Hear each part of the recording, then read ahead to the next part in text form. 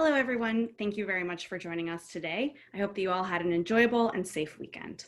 My name is Sierra DeCrosta, and then I'm Director of Partners and Programs at Israel Policy Forum. If you're joining us for the first time today, we want to welcome you.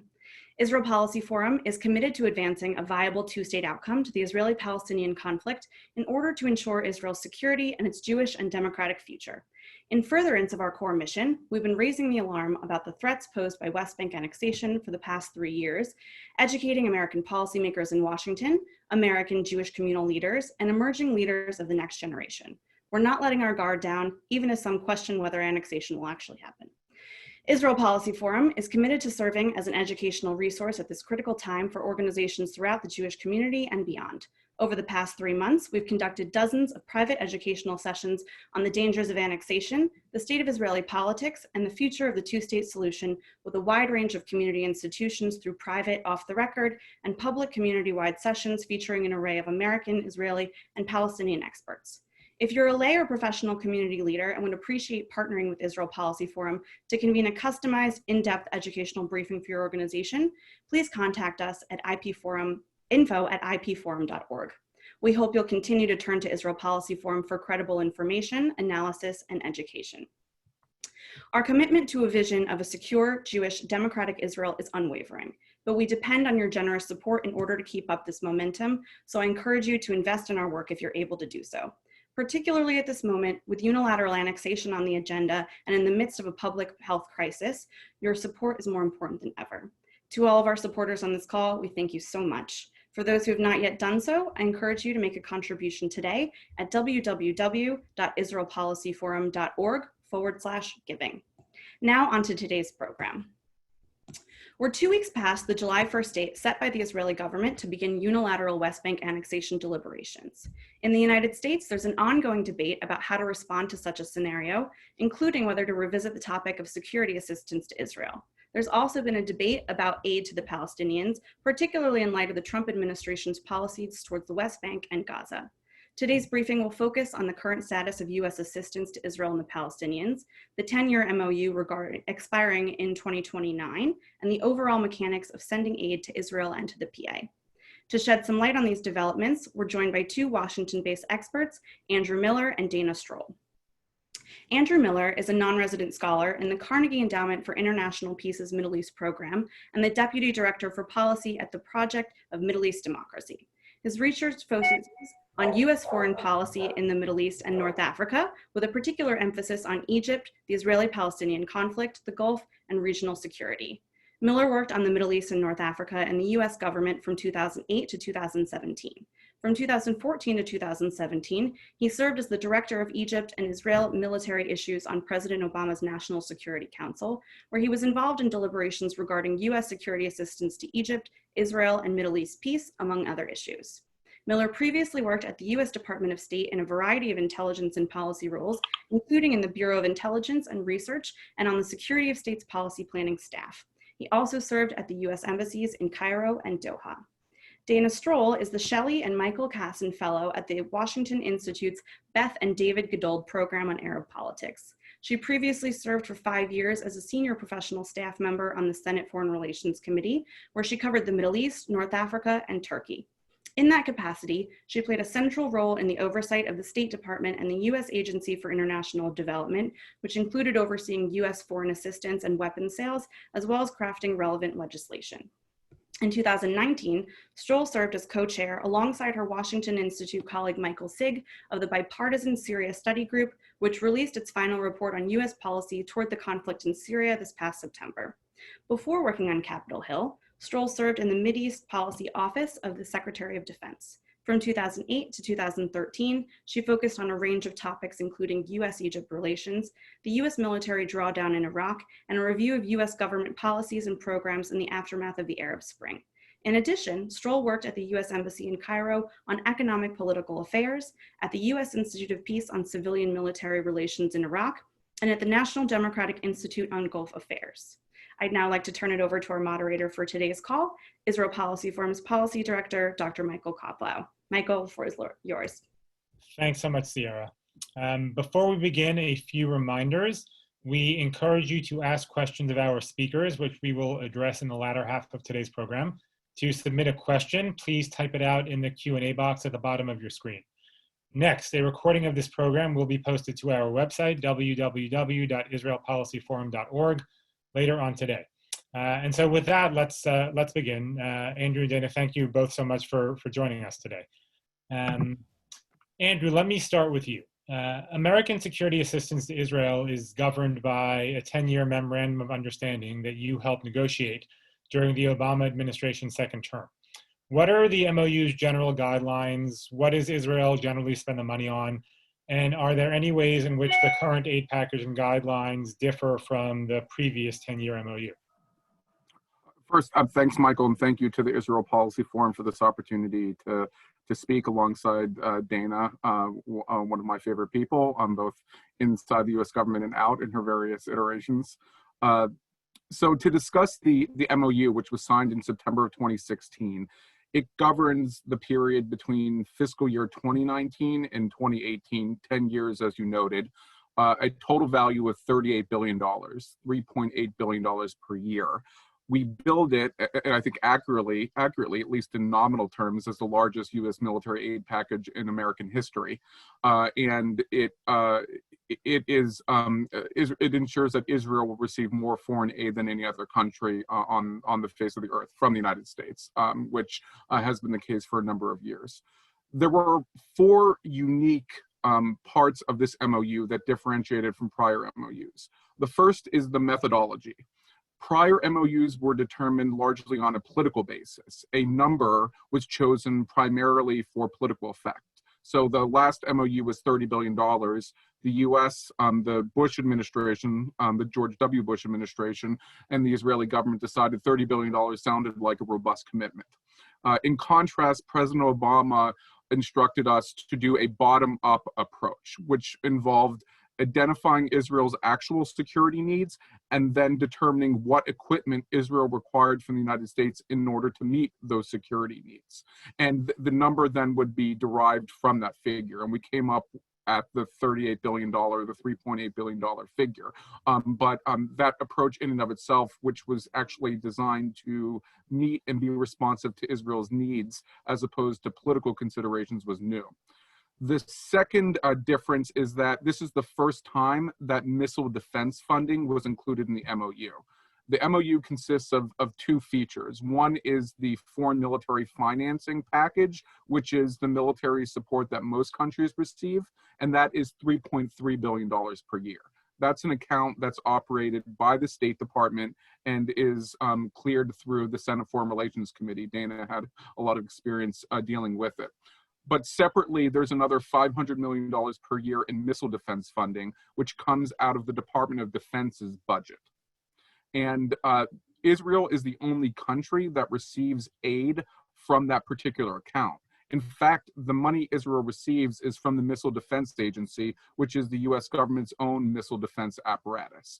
And we decided to include missile defense, both to ensure that Israel continued to receive at least the minimum amount that they required for missile defense development, but also because each year Israel was receiving more in missile defense funding, and it had actually reached the point where Israel was getting money at the expense of our own domestic missile defense budget. So we were looking at the emerging threats from Iran, from China, from North Korea, and there was a concern that if we didn't create both a floor and a ceiling, we could be in a situation where Israel was actually getting more money than the US in certain contexts, and that this would undermine our ability to provide for our own missile defense. So that was a change. The third difference is regarding offshore procurement, and this is another provision that's unique to Israel. Offshore procurement means that we gave Israel the right to use a certain percentage of the money on its domestic defense industry. Every other country is expected to use its money, to use US money to buy US equipment and services. But in order to help Israel develop its domestic defense industry and to boost Israeli domestic defense production, for many years, for 30 plus years, we were allowing Israel to use about a quarter of the total military aid we were providing to buy Israeli products, to buy Israeli services. And we agreed in this MOU to phase out that provision over time, primarily because the rationale behind OSP, as it's called, was fulfilled. Israel is now one of the top 10 arms exporters in the world. When this program began, Israel didn't have domestic defense production to speak of. Now Israel is actually a rival to the United States in arms sales. So we agreed that this money would be phased out over time, and instead of using American taxpayer money on Israeli items and services, they would simply use the same money to buy US, American services, to buy American equipment. The fourth difference is that, in contrast to past MOUs, this MOU was not directly tied to the Middle East peace process. And the reason we did that was not because the Obama administration did not support a two-state solution.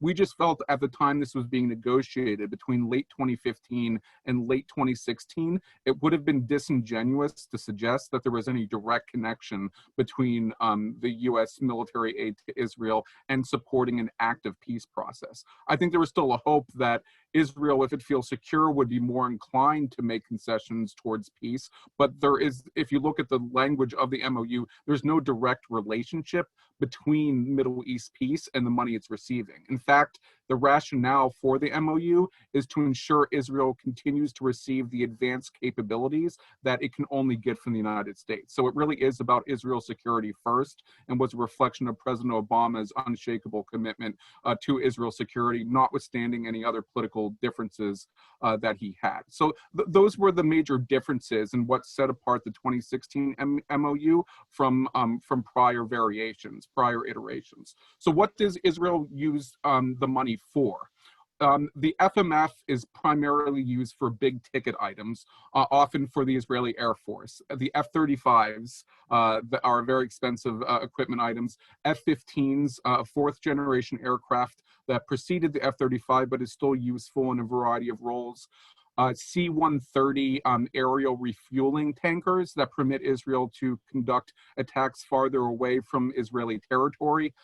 Israel has also used FMF to finance parts for some armored personnel carriers. In contrast to other countries which bought them stock, full stock and barrel, Israel bought parts that it used to create its own APCs and other types of armored vehicles. And then there are some smaller items.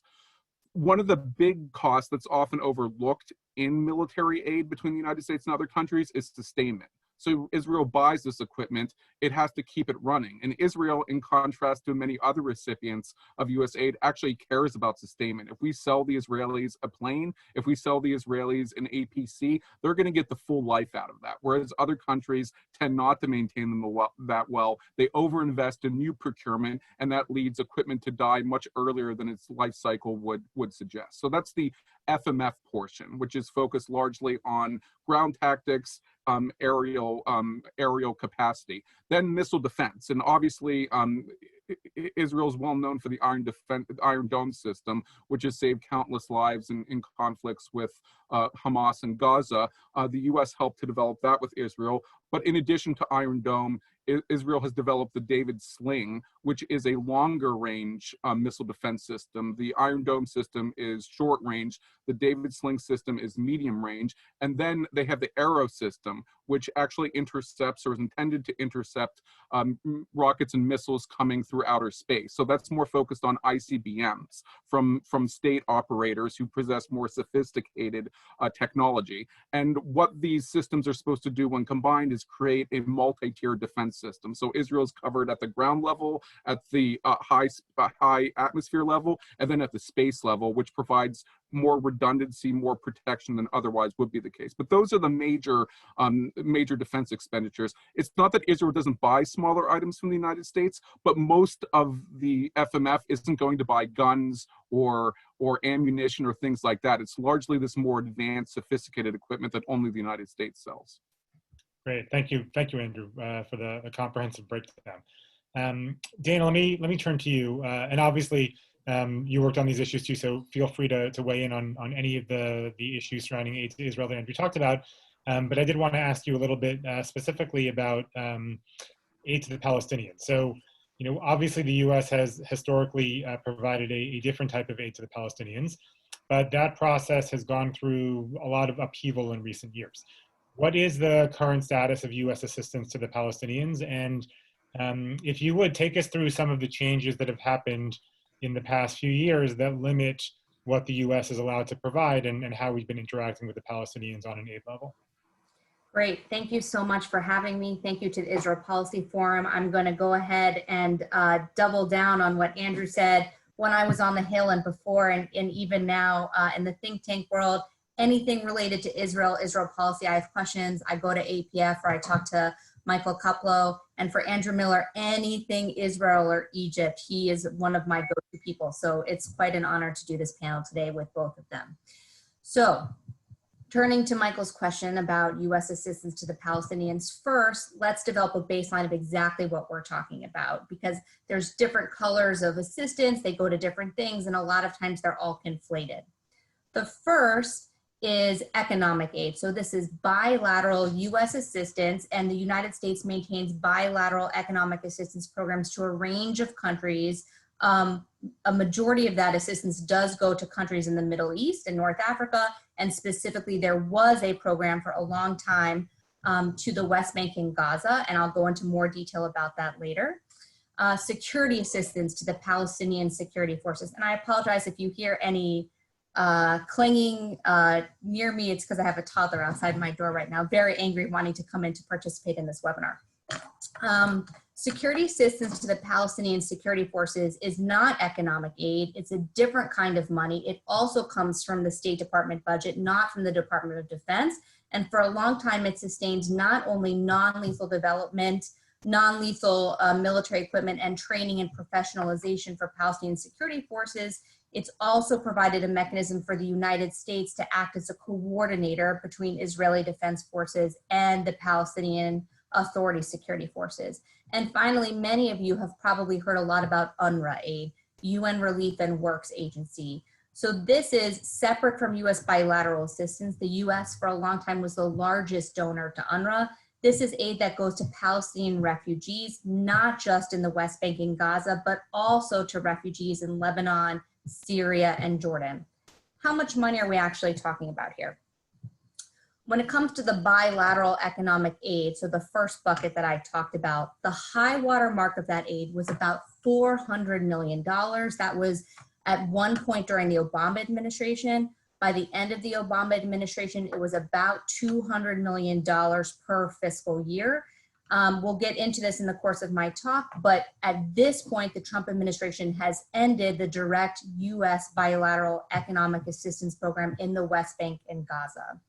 Security assistance to the Palestinian security forces ranges year upon year. A high water mark of that was about $70 million.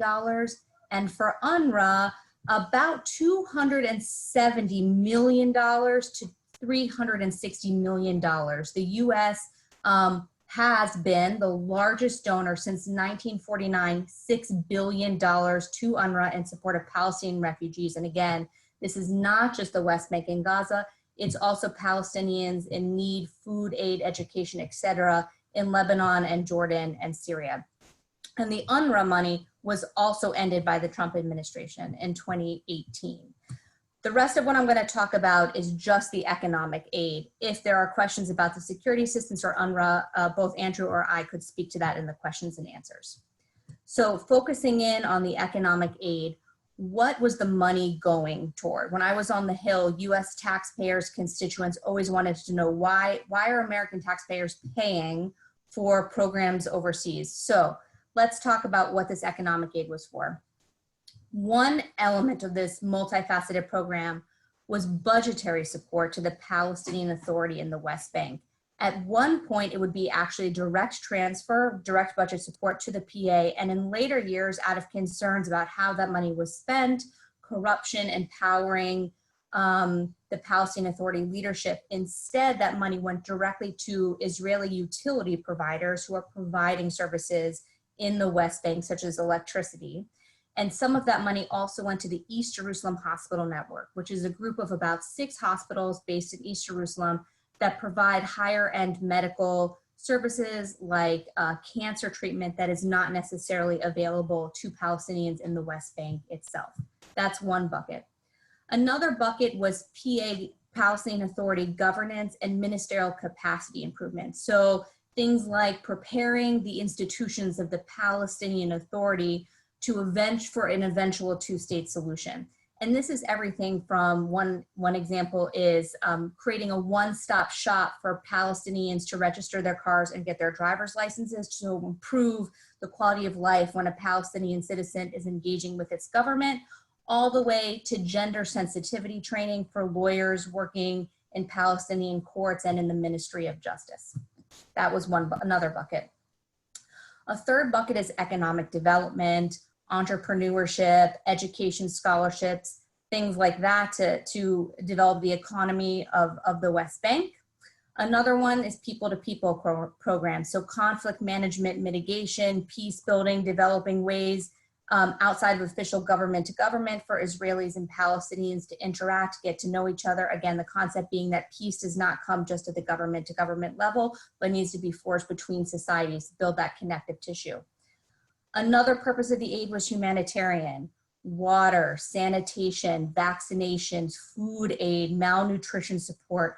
All of this was maintained for a long time through this bilateral economic aid program and predominantly went straight to non-government organizations working in the field in the West Bank and in Gaza.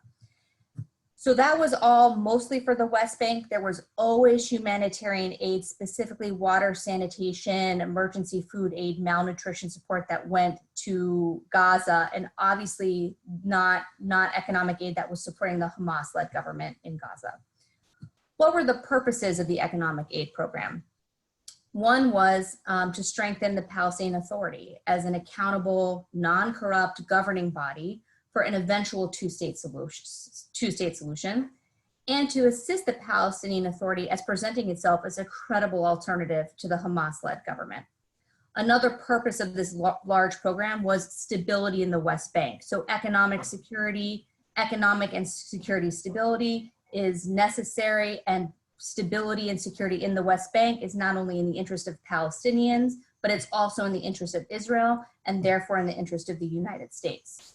Another is countering violent extremism. So through human security provided by jobs, provided by health, provided by ministries that are providing services that are relevant to people, trade access, scholarship, etc. That is all part of broader objectives of countering violent extremism, giving youth something to do, and therefore counterterrorism. And finally, another objective was maintaining US influence as a credible mediator and influencer in the context of both preventing conflict and also providing the United States influence in working toward a two-state outcome between Israel and the Palestinians. So what happened to this program, which is the question that Michael posed? First of all, I will just say, as a staffer on the Hill, this was the most intensely scrutinized economic aid program of anything. There were more questions and more attention focused on the economic aid program in the West Bank and Gaza, in my view, than even when the United States was providing assistance to civil society activists in Idlib, in northern Syria, which is controlled by an affiliate of Al-Qaeda. To give you a sense of how many organizations, individuals, foreign officials had an interest in what the United States was doing in the West Bank and Gaza, with whom, how it was doing it, how it was conducting vetting of the organizations that were implementing these programs, and how the US government was monitoring and evaluating them. Just an intensely scrutinized and very intense congressional oversight program. And over the course of several years, various legislative initiatives and executive branch decisions gradually chipped away at this program, accelerated in recent years. So I want to flag two specific legislative milestones, talk a little bit about Trump administration actions that gradually led to the ending of the economic aid program in 2018. The first is the Taylor Force Act. Many of you have probably heard of this. It passed Congress in 2018. The impetus, Taylor Force was a young, formerly serving U.S. soldier who was killed in a terrorist attack. And the discovery that the family of the individual who perpetrated the attack in which Taylor was killed was receiving what's described as a martyr payment from the Palestinian Authority. So some people talk about this as the pay to slay program. The idea is that the Palestinian Authority pays the families of people who have either died perpetrating terrorist attacks against Israeli citizens or US citizens, or are serving sentences in Israeli prison for acts of terror. Those families also receive support from the Palestinian Authority itself. And the argument goes that this money to the families, knowing your family is going to be taken care of if you are either killed in or go to jail because of an act of terrorism, further incentivizes and incites a perpetuation of this violence. And so because of that, the idea is, why would the United States be giving assistance to a governing entity that is subsidizing the families of its citizens who are committing these terrorist attacks? So ultimately, after 2 Congresses, intense negotiations, public hearings, etc., the Taylor Force Act ended not all of the economic aid to the West Bank and Gaza, but it did end the aid that directly benefited the Palestinian Authority. And that aid that directly benefits the Palestinian Authority will be ended for a period of 5 years until the PA meets a certain series of benchmarks. And those benchmarks are things like ending the terror payments to the families, taking credible steps to end incitement, removing laws from its books that actually institutionalize the idea of these martyr payments. But as I said, directly benefiting the Palestinian Authority. So what Congress did was leave it open to the interpretation of the executive branch as to what directly benefiting the PA, the Palestinian Authority, means. And in that bill, Congress specifically exempted, carved out, and protected US direct bilateral aid that is going to the East Jerusalem Hospital Network and to some humanitarian projects. The second big legislative milestone that implicated the Economic Aid Program is the Anti-Terrorism Clarification Act, or ATCA, also of 2018. This is very technical legalese, so I'm going to just describe it at a very broad level, and if any of you have questions, happy to answer them. The basic concept of the drafters of the bill is that the Palestinian Authority and the PLO are responsible for material support to perpetrators of attacks against US citizens. And therefore, by accepting the bilateral economic aid, the PA, that the PA consents to personal jurisdiction in US federal court for lawsuits related to international terrorism, which means that the PA ultimately saw this law pass Congress and turned around and said, well, we don't accept any more US aid, whether it's economic aid, security aid, et cetera. We no longer accept it, and therefore we're protecting themselves from personal jurisdiction in US federal court. This caused a lot of concern, and ultimately Congress worked for a fix to ATCA, which passed in 2019. And it removed the legislative language about acceptance of US assistance triggering this legal liability. Going forward, if there were political interest by the executive branch, either a Trump administration or future different administration, the future of US assistance to some extent would depend on willingness of the executive branch, the American executive branch. It would also depend on the Palestinian Authority's willingness to accept that aid, which will be a huge hurdle, and it's ultimately a political judgment, not a legal judgment. Okay, despite the Taylor Force Act, despite the Anti-Terrorism Clarification Act, both of which caused major interruptions to what should have been the regular flow of economic aid, the Trump administration decided to completely end the program and reprogrammed about $200 million that were already in the pipeline away to other assistance programs in the Middle East and North Africa. And the argument of Trump administration officials in explaining this is that US assistance is leveraged to compel the Palestinians to participate in diplomatic process, despite the fact that the economic aid was stopped before the actual Trump vision for peace was announced. But the idea is that US aid is leveraged to get the Palestinians to come to the negotiating table. And if they're unwilling to come to the negotiating table, then US aid is going to be halted. So that's where it is now. No more economic aid. I just want to end, actually, I'm not usually this optimistic, but I want to end on one optimistic note here. Despite everything I laid out, all of the reasons that Congress carefully scrutinized this program, the different pieces of legislation that cut off aspects of the program, there remains active bipartisan commitment to economic aid in the West Bank and Gaza. The fact that the Anti-Terrorism Clarification Act caused the Palestinian Authority to say, we no longer want any of your aid, you actually had members in the Senate and in the House of Representatives working across the aisle very meticulously for as long as it took to get to a fix so that legally speaking, aid could continue if the political desire is there. Taylor Force, frankly, is the same exact experience. The initial iterations of Taylor Force would have cut off the entire economic aid program until the martyr payments stopped. Realistically speaking, the martyr payments are not going to stop, especially not in the current environment. We can talk about why that is, but Congress still acted in a bipartisan way to really debate the purposes of US assistance and protect very specific parts of it.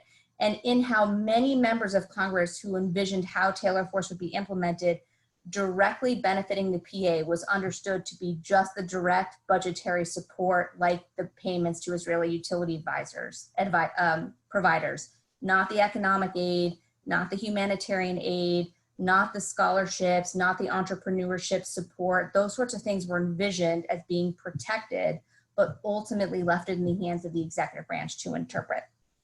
Finally, despite everything I said and the cutoff in 2018 of the entire program, in fiscal year 2020, which was enacted in December of last year, Congress still appropriated $75 million for economic aid in the West Bank and Gaza and $75 million in security assistance. And this is despite the fact that the executive branch, the Trump administration, did not request any of this money.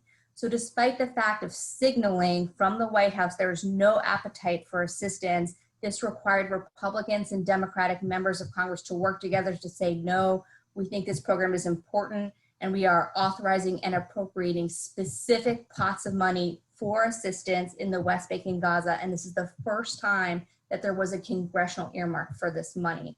So the takeaway for me is, despite how complicated it is, despite how complicated it might be, if there's political desire to turn this program back on in the future, the bipartisan foundation for that work exists today and most likely would exist in the next Congress. Thank you. So Dana, not to pick on you because you've been talking for a long time, but I'm wondering if I can quickly follow up on the last point you were making on the politics of this. And if you can just sort of broadly talk about how the politics of aid to the West Bank and Gaza impact the debate. Is it simply about the Pay for Slay program, or is there something else at work? That's a really good question. So I think that this program is the Taylor Force and the Pay for Slay program was something that was recently highlighted, and even before Taylor Force, it was actually legislatively directed that the total economic aid program to the West Bank and Gaza, how much the US government estimated the size of the Pay to Slay program to be, should be deducted from whatever the overall amount of economic aid to the West Bank and Gaza is. And that dates back all the way to fiscal year 2015, I believe. And there were plenty of conditions on this program before the legislative milestones that I talked about. So there were conditions that if there's a unity agreement between Fatah and Hamas, then the economic aid had to end. There was something about if the PA seeks to join the United Nations or United Nations agencies or bodies as a member, then our economic aid program would be impacted. There were other conditions about if the PA or Palestinians brought cases to the ICC against Israel, then the economic aid program would be ended.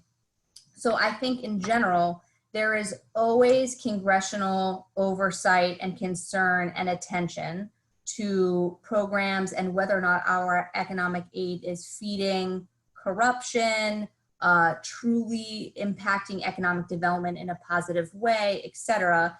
And this program received particular scrutiny because of advocacy by outside groups, also the primacy of Israel-Palestinian policy, the desire for a two-state outcome, which has been a baseline bipartisan foundation for a very long time until recently. Since Andrew talked about the size of the US security assistance program to Israel, my view is that creates an architecture around a US-Israel relationship where those connections are really deep as well. And because so much of the justifications for the US economic program in the West Bank and Gaza was actually about Israel's security, there was always an active dialogue as well with Israeli officials, who for the most part were the strongest advocates of continuing the US program in the West Bank. So I think the politics are, some of it is just normal congressional oversight, wanting to know that US taxpayer dollars are being spent in a responsible, coherent way that furthers US national security objectives. But there was an additional layer of scrutiny because of the centrality of Israel's security in US national security objectives for the Middle East. And also the Palestinian Authority and its leaders don't really do themselves many favors. So in terms of corruption, in terms of a democratic process where there's regularly occurring elections, that hasn't happened in the West Bank either. And it makes it very difficult for members of Congress who believe in this program to want to stand up and support and defend it. Thanks. We have a lot of audience questions building up, but before I get to those, I want to turn to Andrew for one more. Andrew, within the Democratic Party, there is talk about conditioning aid to Israel so that it cannot be used to support annexation of West Bank territory. Leaving aside whether doing that is advisable, and I'll note that Israel Policy Forum opposes conditioning security assistance for a variety of reasons. Is conditioning security assistance to Israel in this manner logistically, I should say, feasible? And what are some of the difficulties, if any, surrounding carrying it out?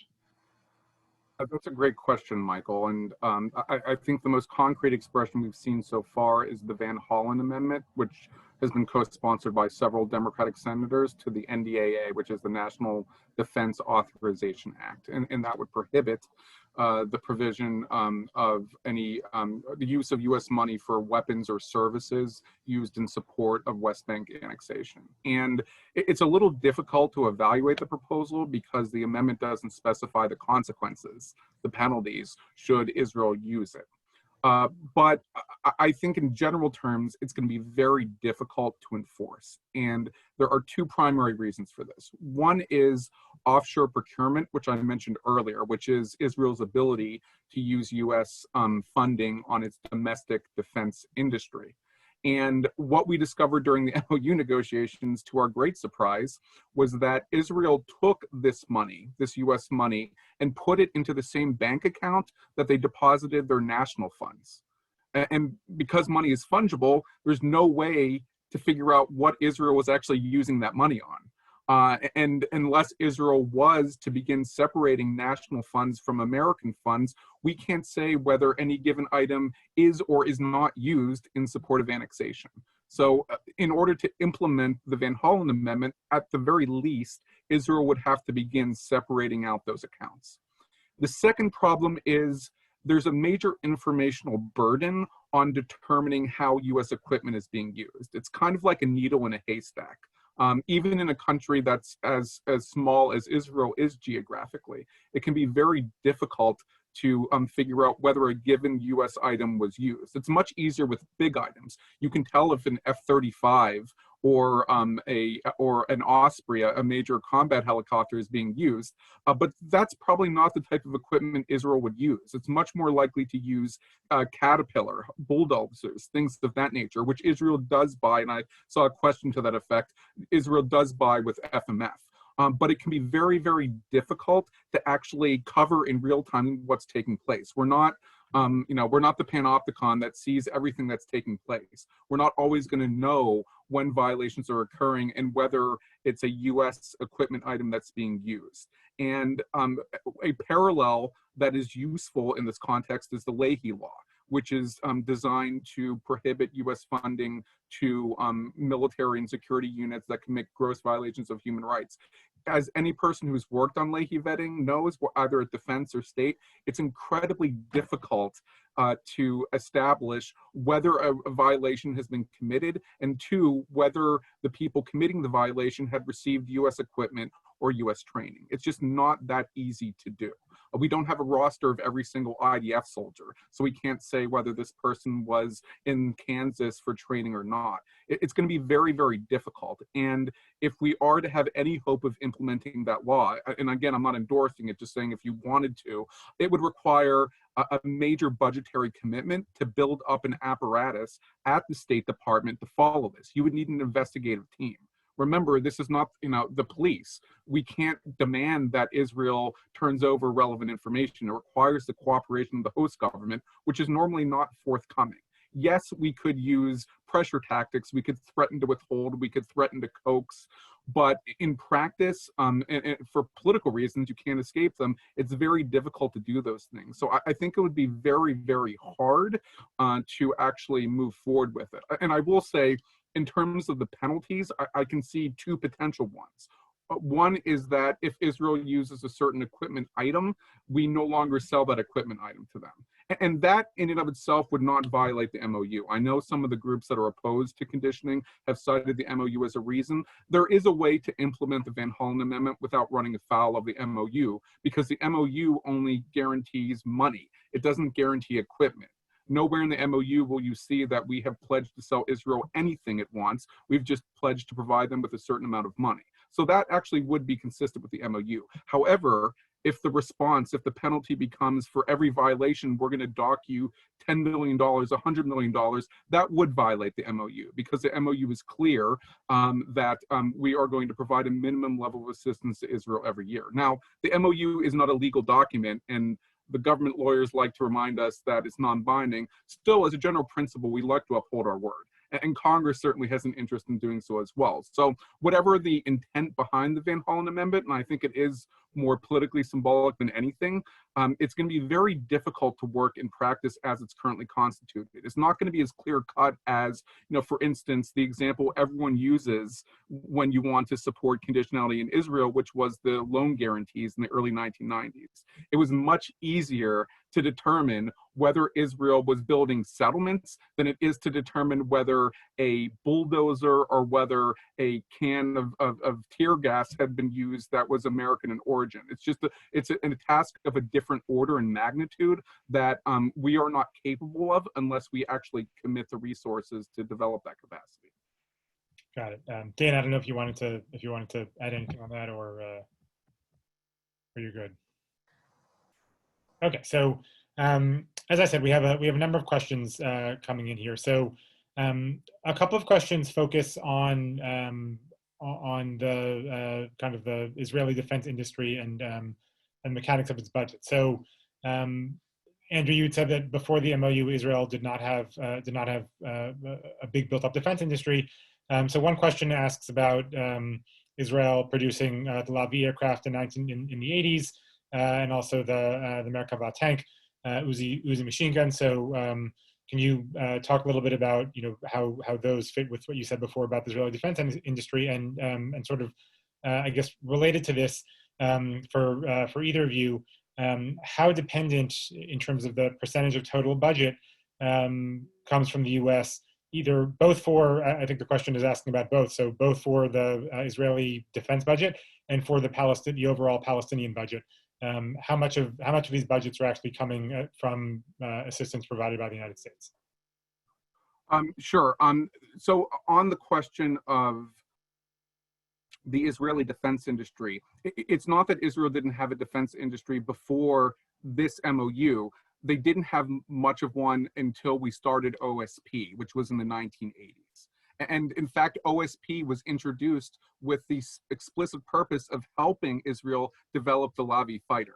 So that was the original purpose behind it. The Israelis said, we need to be able to develop our own equipment. Can we start using some of the funding you're providing? We agreed. Ultimately, as the questioner notes, we stopped doing that. But the reason for that is US defense experts determined it wasn't economical to continue with the program, that the cost, regardless of the quality of the product, it was so expensive to produce, Israel was not going to be able to reach an economy of scale to continue providing that.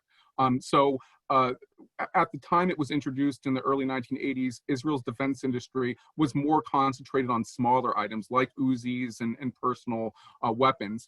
But over the course of the past 30, 40 years, Israel is now a major producer of large, intricate, complicated defense items. So that is in no small part due to US financial support, which has helped to subsidize the Israeli defense industry. When we took a fresh look at it in 2015, 2016, we concluded that OSP had succeeded and there was no longer any reason to continue providing that aid, particularly when US defense contractors, both those who provide equipment and services, should continue to benefit from it. So that was the agreement that was reached with the Israelis. They weren't particularly happy about it. They wanted to continue to receive the money, but ultimately, we ultimately agreed that we could make that change without compromising Israel's security, because anything that Israel could conceivably produce with that money could also be produced by the United States. In terms of the percentage of funding, if you take the FMF, the foreign military financing, and the missile defense combined, it's over 20% of Israel's budget, defense budget. So it's a major, major part of it. And if you look only at missile defense expenditures, US funding represents an even higher proportion of that. It's clear that Israel receives a major, major contribution from US funding.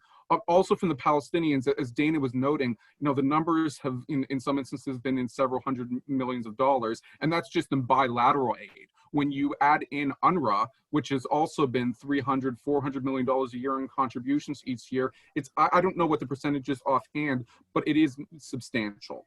And it also had a value in that it was easier for the United States to go to the Japanese, to go to the Europeans and say, you also need to contribute, if we were putting money in the pot.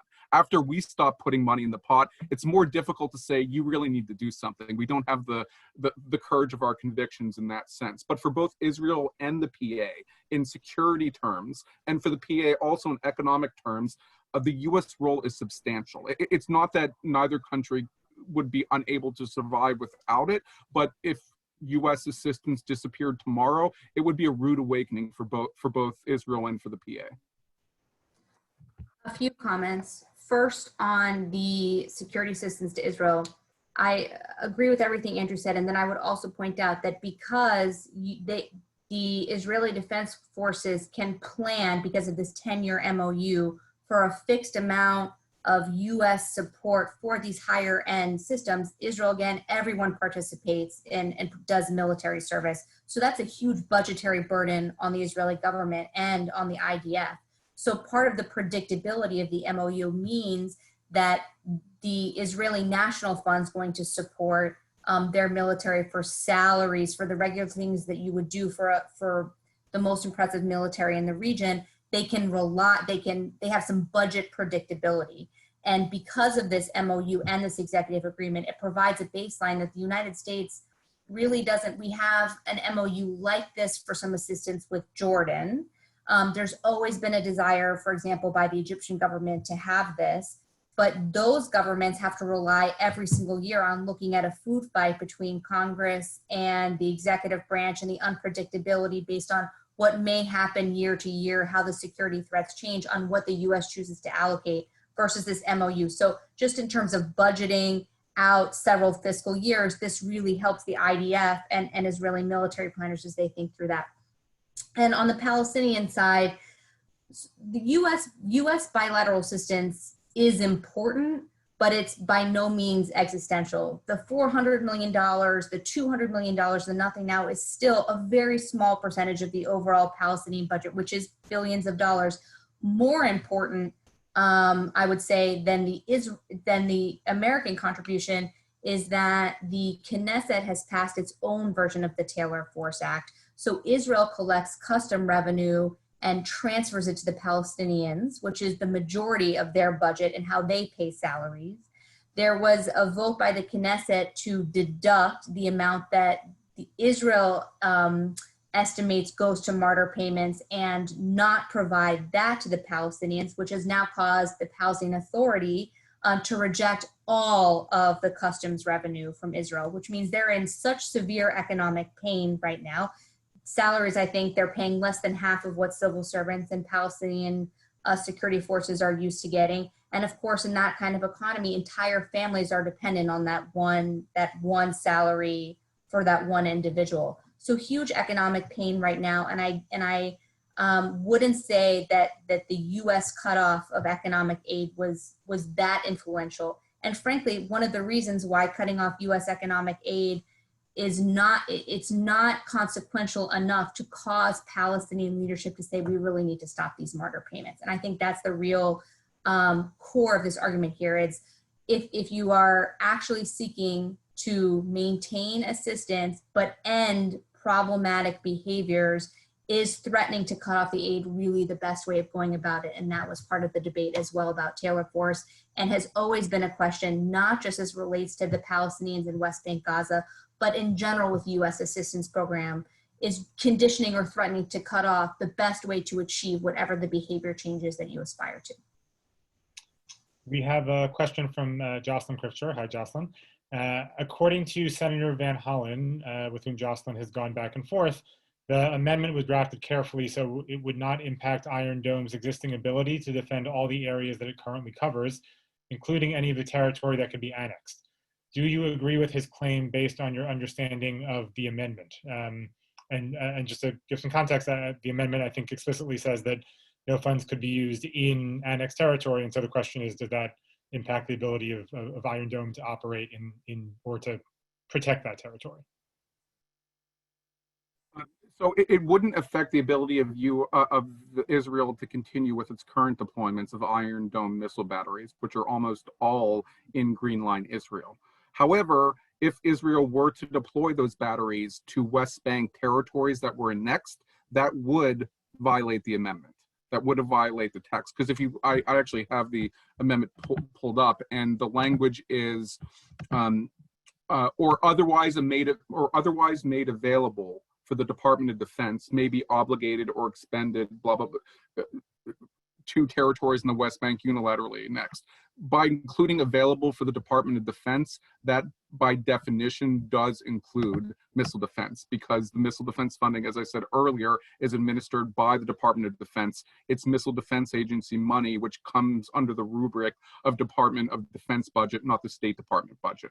So in that sense, it would impact. But it's true, if Israel doesn't annex territory, then none of this is triggered. And that becomes the question. Can the amendment succeed in potentially deterring Israel from using U.S. equipment and services in those territories? It very well could. Would it succeed in deterring Israel from annexation? I think that's the real debate, and the answer to that is far less clear. It's much easier for Israel to move the shells around and use one equipment item that isn't U.S. In order to evade the terms of the law. Whether it's actually going to affect this central debate over the fate of the occupied territories is another matter entirely.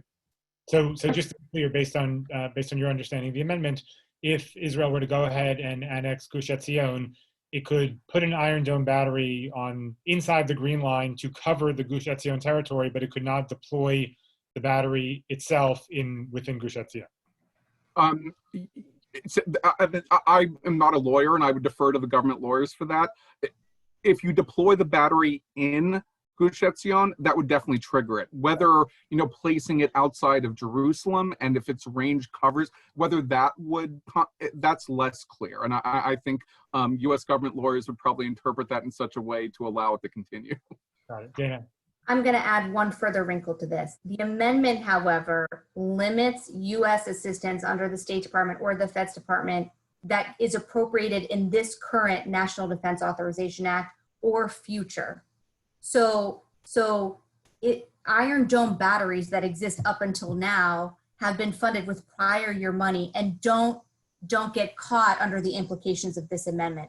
So a further wrinkle is that if you want to get really crafty about the legalese of this, if there were to be unilateral annexation and Israel were to decide to deploy an Iron Dome battery or multiple Iron Dome batteries in those newly annexed territories, use an Iron Dome battery that was funded with money before the current fiscal year, and it's not necessarily caught up in this amendment. And this is where the difficulty of what Andrew laid out in implementation really looks like. So one is how lawyers interpret this. Two is who the political leadership in our executive branch is. Three is how are our security cooperation officers who work in Israel every day going to go around and try to find out which Iron Dome batteries were funded with which kinds of fiscal year money. It's really difficult in implementation. So the question then becomes, if this amendment were to become law, is implementing it so difficult and would cause such friction in the US-Israel security relationship that it's just easier to basically stop funding these types of weapon systems? Or is it so complicated to implement that everyone basically winks, and nods? And I'm not promoting either outcome. It's just that it's based on what year's fiscal money. And then there's all sorts of other questions, like Iron Dome batteries need to replace the missile interceptors. So where are those produced? And how do you track the fluidity or the fungibility of that money? Very complicated technical questions that, while Andrew emphasized the political signal of that amendment, in implementation, I think there's some really serious challenges. I think just to add on that, Dana, you mentioned the interceptors. Even if you could find a battery that clearly was manufactured before, if you argue that the interceptors were produced with this year's money, which are expensive and are actually gone through much more rapidly than the batteries themselves, it would be much more difficult to be confident. But it leads to the shell game, which is why it's really hard to determine with any degree of confidence that a violation has either occurred or not occurred. There are a number of questions about the specific impacts of the aid cutoff to the Palestinians on various issues. So Richard Soloway wants to know what has happened to the Palestinian NGOs and their staffs that are no longer funded. Victoria Solkovitz asks about the recent changes that have impacted Israeli or Palestinian peace-building organizations. And there was a question, as soon as I can find it, there was a question from somebody else, which I can't find, but asking how the aid cutoff has impacted the Palestinian medical healthcare capabilities specifically. So if either of you want to answer those. I'll go first. Go first, Dana. Andrew, and then you do cleanup. So for Palestinian employees of NGOs, so first of all, we had a very large mission associated with the U.S. Agency for International Development, USAID, who was responsible for overseeing all of this money and working both on oversight and monitoring and vetting in the field, also engaging with recipients of these different programs, et cetera. And then, of course, there were many local staff employed by the USAID mission and our large consulate in Jerusalem at the time before the consulate became the embassy. Some of these Palestinian workers found jobs with other NGOs. So many of the NGOs no longer could rely on US funding, but received funding from other donors.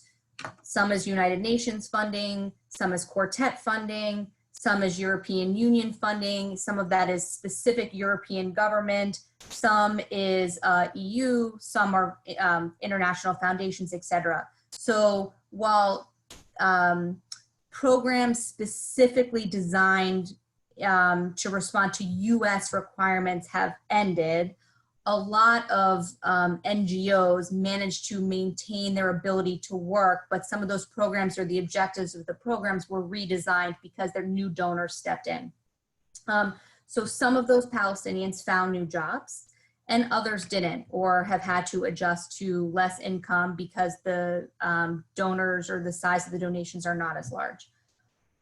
On peace building organizations and the impact. So first of all, before the full cutoff in the US bilateral economic program, there had been a very robust, about $10 million a year that went to peace building programs, as I mentioned before, between Palestinians and Israelis. In the early years of the Trump administration, those programs were redesigned to no longer be between Palestinians in the West Bank and Israelis, but between Israeli Arabs and Israeli Jews. Now those programs are largely ended. There is, however, the Partnership for Peace, which just passed through the House Appropriations Committee. The idea is, again, to resurrect some of those programs under a new fund. And some of those peace building organizations continue just with other donors. So the United States has essentially taken itself out of the game of having access to that connective tissue and being part of the soft power that comes from those sorts of programs. So if you're participating in those programs, you're probably interacting with a European official or somebody from the quartet, somebody from another international organization, but you're not interacting with Americans or people that represent the American government or American interests.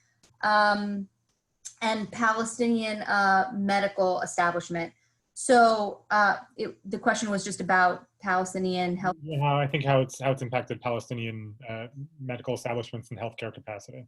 So some of the programs that the U.S. funded through the Palestinian Authority Ministry of Health have continued because either other donors stepped in or because the Palestinian Authority redirected some funds. So for example, when you cut off economic aid in the middle of a program, what happens to vaccination programs for children? So my understanding is that those vaccination programs continued, but it was either under other donors, and also that the PA reprioritized some of its budget. However, COVID-19 in the West Bank and obviously in Gaza, but in the West Bank is a very serious issue. The Palestinian health system is very strained, and strained enough that there was a very small announcement of U.S. economic aid by the Trump administration to assist in some of that. It went directly to a humanitarian NGO to do some small programs in the West Bank. On medical assistance, I think it's important to note that, as Dana was describing earlier with the Taylor Force Act, it prohibits assistance benefiting the PA. However, there are exemptions for the East Jerusalem Health Network for vaccines, other types of programs. So the reason that U.S. funding has not continued is not the law, it's not Congress, it's that the administration has gone above and beyond congressional restrictions to prevent this from continuing. I remember meeting with USAID officials, and they would always make the point that, yes, Taylor Force Act restricts what we can do, but that's not our problem. The real problem is the White House, it's OMB, it's the State Department, because they won't let us spend any money, even the money that's still authorized under those circumstances. So health, while not perfect, there is a carve-out that would permit it to continue even under the Taylor Force Act. Additionally, UNRWA obviously also plays a very important role in Palestinian health in the refugee camps. And what's happened is that for the time being, or at least so far, other international donors have stepped in to fill some of the gaps left by the Americans. That's not going to continue indefinitely. I know a lot of people receive that as an idle threat, but it's just not going to happen unless the U.S. returns to providing assistance. So it's clear that because of the Trump administration's actions, more than what Congress did, which both would be comfortable with UNRWA continuing and has created specific exceptions for aid to the health sector to continue bilaterally, but because of the Trump administration's actions, that the Palestinian health sector was weakened in the run-up to the COVID crisis. So we have lots more questions, but sadly we're out of time. I want to thank you both and just say this is my kind of webinar where both of you are so knowledgeable and so thorough that I doubt that anybody here could throw any question at you that would not be comprehensively answered. So really thank you both for taking the time to talk with us today. Once again, I would like to thank our supporters who are with us on today's call. Your generosity makes programs like this one possible. And so if you have not done so already, please consider making a contribution at www.israelpolicyforum.org/giving. Also, please stay tuned for an announcement regarding our next Annexation Watch briefing, which will take place at 2 p.m. Eastern, 11 a.m. Pacific time on Tuesday, July 21st. Remember, if it's Tuesday, it's an IPF webinar. And until then, everybody be safe and be well. And thank you again, Andrew and Dana. Thanks so much, Michael.